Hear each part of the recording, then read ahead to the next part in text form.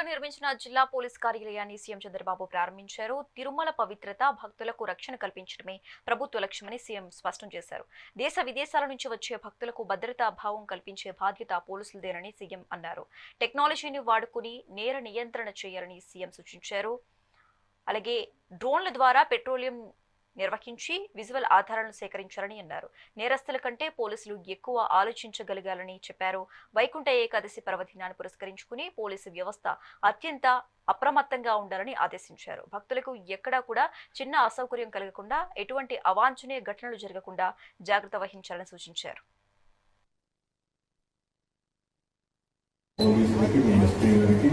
DGP గారికి అదే home minister గారికి మనస్ఫూర్తిగా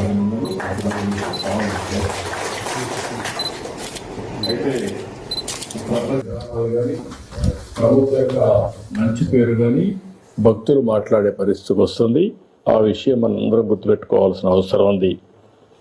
ఈరోజు దేశ విదేశాల నుంచి భక్తులు వస్తారు. వాళ్ళకి రక్షణ, భద్రత, దీంతోపాటు వాళ్ళని తిరుమల తిరుపతి దేవస్థానం పవిత్రత కాపాడే బాధ్యత కూడా ఉంది.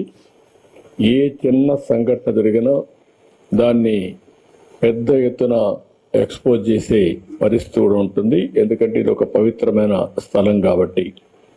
ఇక్కడే పోలీస్ ఎంప్లాయీస్కి అందరికీ, ఇక్కడ పనిచేసే ప్రతి ఒక్కరికి, కమిషనర్ అబ్బరాం, ఎస్పీ పోలీసు కానీ అందరూ కానీ దీన్ని దృష్టిలో పెట్టుకోవాల్సిన అవసరం ఉంది. అయితే ఇంకొక పక్కన ఇక్కడ ఈ పోలీస్ స్టేషన్ ఒక మోడల్గా చేసుకొని ఈ ప్రాంతంలో ఎక్కడ ఎవడు తప్పు చేసినా ఇమ్మీడియట్గా కానీ పట్టుకోగలిగిన పరిస్థితికి వస్తే చాలా ఒక ఇమేజ్ పెరిగే పరిస్థితి వస్తుంది. పోలీసులు ఒకటే గుర్తుపెట్టుకోవాలని చాలా స్పష్టంగా చెప్పాను. నేను ఎప్పుడు ముఖ్యమంత్రి అయినా పోలీసులు ఎప్పుడు లా అండ్ ఆర్డర్ ఎప్పుడు సమస్యలు ఉండవు. ఇప్పుడే కాదు, నేను ఇంత మునుపు కూడా చూశాను. అటు ఇటు కొంతమంది కుప్పిగంతులు వేయాలనుకున్నా ఎవడు ఆటలు సాగవు. ఎప్పుడైనా సరే లా అండ్ ఆర్డర్ పర్ఫెక్ట్గా మెయింటైన్ చేయడం ఈ ప్రభుత్వ విధానం. దాంట్లో ఏమాత్రం రాజీ లేదు.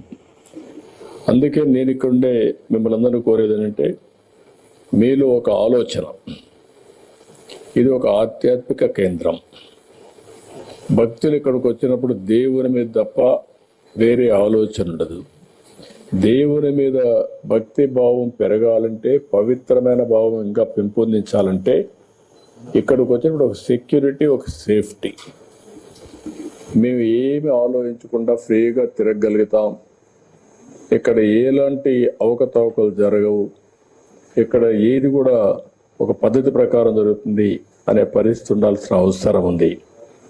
అది ఉండాలంటే మీలో కూడా ఎప్పటికప్పుడు ఆ మార్పు, లేకపోతే నవేడేస్ మనకందరికి కూడా ఒక మాటలో చెప్పాలంటే కొన్ని మంచి పనులు కూడా చేశారు. దానికి ఒకసారి మిమ్మల్ని అభినందించాలి. యువత భవిష్యత్తును నాశనం చేస్తున్న మారక ద్రవ్యాల్ని, మహిళలపై జరుగుతున్న నేరాలు, రోడ్డు ప్రమాదాల నివారణకై ప్రత్యేకమైన దృష్టి పెట్టారు. 762 కిలోల గంజాయిని స్వాధీనం చేసుకుని స్మగ్లర్స్ యొక్క సప్లై చైన్ అరికట్టారు. 179 మందిని అరెస్ట్ చేశారు. స్మగ్లర్స్ పై NDPS చట్టంతో పాటు PD యాక్ట్ కూడా పెట్టి జైలు పంపించారు. This is the biggest break through. మనస్ఫూర్తిగా అభినందనలు. గంజాయి విక్రేతల్ని రవాణా చేసే వారిపైన కూడా 296 మంది పైన ఏదైతే సస్పెక్ట్ షీట్ తెరిచి వారిపై నిఘా కూడా పెట్టారు. ఎర్ర చందనం స్మగ్లర్స్ అరికట్టడానికి బాగా గట్టిగా పనిచేస్తున్నారు. జిల్లా వ్యాప్తంగా గ్రామాల్లో 786 డ్రగ్స్ అబ్యూస్ ప్రివెన్షన్ కమిటీ ఏర్పాటు చేసి మోడల్ కూడా అవేర్నెస్ తీసుకొస్తున్నారు. దీన్ని కూడా మనస్ఫూర్తిగా మన ఇటీవల ఒక మంచి కార్యక్రమం తీసుకున్నారు. No helmet, no petrol.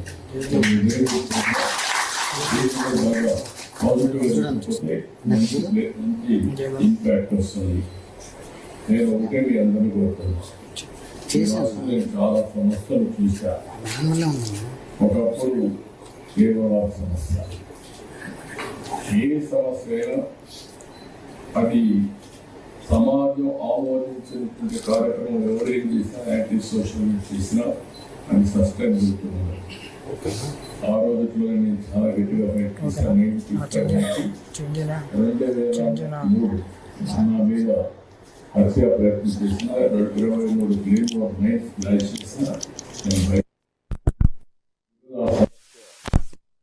పరిష్కారం అయ్యే పరిస్థితి వస్తూ ఉంది. అంటే మనం గుర్తుపెట్టుకోవాల్సింది ఏదైనా సరే సమాజ హితం కోసం కాకుండా, రాజ్యాంగ పరంగా కాకుండా చట్ట వ్యతిరేక కార్యక్రమాలు ఏవి కూడా సస్టైన్ కావు. రాయలసీమలో ఒకప్పుడు పెద్ద ఎత్తున ముఠా కక్షలు ఉండేటివి. ఒకరినొకరు చంపుకునేవాళ్ళు, ఆధిపత్యం కోసం పోరాడారు. అలాంటివి కూడా ఆ రోజు చాలా స్పష్టంగా ఫైట్ చేశాం. ముఠా కక్షలను అణిచివేయడమే కాకుండా ముఠా కక్షల్ని పూర్తిగా కంట్రోల్ చేసి నార్మల్కి తీసుకొచ్చాం. ఆ విషయం కూడా మనందరం గుర్తుపెట్టుకోవాల్సిన అవసరం. ఆ సందర్భంలో మా పార్టీ వాళ్ళు, తెలుగుదేశం పార్టీ లీడర్స్ అయినా వాళ్ళను కూడా అరెస్ట్ చేశాను. ఎందుకంటే కఠినంగా వ్యవహరిస్తే తప్ప ఇది సాధ్యం కాదని. అదే సమయంలో 3వ సంవత్సరం మీరు ఒకసారి చూస్తే కమ్యూనల్ వైలెన్స్ వచ్చి హైదరాబాద్లో 6 నెలలు కర్ఫ్యూలు పెట్టి రాష్ట్రం మొత్తం అనేక ప్రాంతాల్లో మత విద్వేషాలు రెచ్చగొడతా ఉంటే దాన్ని కూడా కంట్రోల్ చేశాం. అయితే ఈరోజు ఇంకొక పక్కన మీరు చూస్తే రౌడీయిజం నేను ఒక మాటే చెప్పాను. ఎవరైనా సరే రౌడీగా ఉండాలనుకుంటే మాత్రం ఈ రాష్ట్రంలో మీకు ప్లేస్ లేదు. అవసరమైతే రాష్ట్ర బహిష్కరణ చేశాం. కొంతమందిని గట్టిగా కఠినంగా యాక్ట్ చేశాం. దాంతో రౌడీలు అనేవాళ్ళు కూడా ఎక్కడా లేకుండా పోయే పరిస్థితి. ఒకప్పుడైతే గల్లీకి ఒక రౌడీ, వీధికి ఒక రౌడీ కూడా తయారై పెద్ద ఎత్తున సెటిల్మెంట్ వీళ్ళే, భూ కబ్జాలు వీళ్ళే, ఊర్లో పెత్తనం వీళ్ళే, వీళ్ళు ఇష్ట ప్రకారం చేస్తారు. అన్ని కంట్రోల్ చేశాం. కానీ 1924 లా అండ్ ఆర్డర్ విచ్చలవిడిగా భ్రష్టు పట్టించారు. ఇంకొక పక్కన అనేక సమస్యలు వచ్చాయి. తిరుమల తిరుపతి దేవస్థానం అపవిత్రం చేసే పరిస్థితికి వచ్చారు. భక్తుల మనోభావాలు దెబ్బతినే పరిస్థితికి వచ్చాయి. ఇంకొక పక్క ఒకప్పుడు తిరుపతిలో నేను చూశాను. నేను ఒకప్పుడే తిరుపతిలో కూడా లా అండ్ ఆర్డర్ లేకపోతే పోరాడాం. చిత్తూరు జిల్లాలో లా అండ్ ఆర్డర్ లేకపోతే గట్టిగా ఫైట్ చేసి మళ్ళా లా అండ్ ఆర్డర్ రెస్టోర్ చేసే పరిస్థితికి వచ్చాం. ఎప్పుడు కూడా నేను అధికారంలో ఉన్నా, అపోజిషన్లో ఉన్నా లా అండ్ ఆర్డర్ చేతికి తీసుకోవడం కానీ యాంటీ సోషల్ ఎలిమెంట్స్ని ప్రోత్సహించడం ఎప్పుడూ జరగలేదు. నేను ఎప్పుడో ఒక మాట చెప్పేవాడిని,